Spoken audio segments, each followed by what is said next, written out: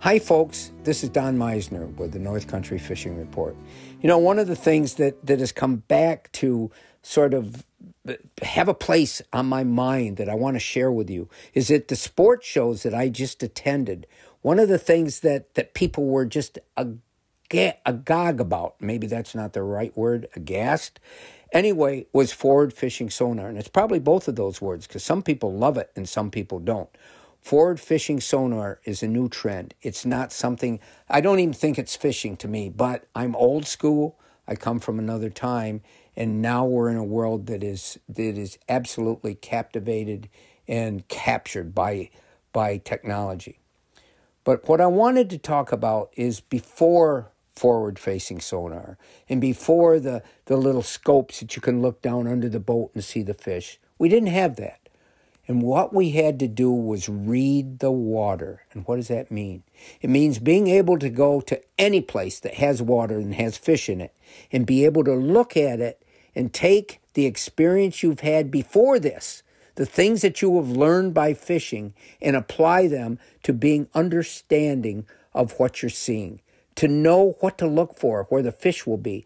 If you can read the water, you will be able to catch the fish because they're going to be someplace there. You got to just be able to decipher all the things you see, if you can call it structure, changes in current, elevation, all these things that determine what makes the right area in the underwater world where those fish will feel safe, where they can eat, where they can rest, where they can breathe.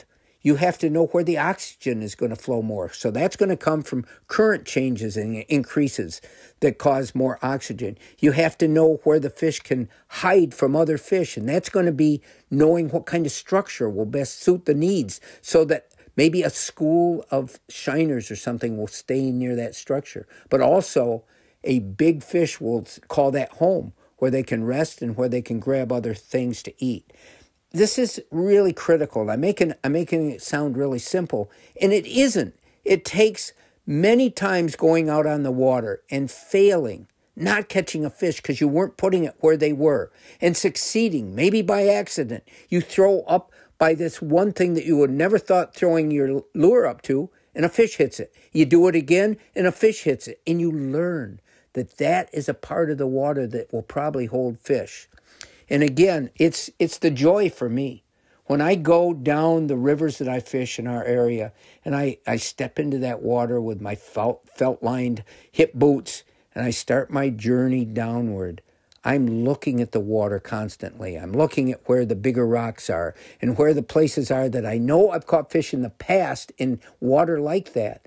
That's how I read the water, and that's how it seems like one of the few things as I get older actually gets better for me, and that I'm catching more fish. And I think it's because of experience, because of learning and knowing how to read the water. So if you're new to fishing, that's one of the things I recommend that you learn how to do, is to read the water you're going to, and you will, every time you go, you'll become a little bit better fisherman. Even if you don't catch fish, you're really going to become better because you're going to put that up there in that storage bin in your brain, and you're going to remember what you did. Until next time, folks, this is Don Meisner with the North Country Fishing Report.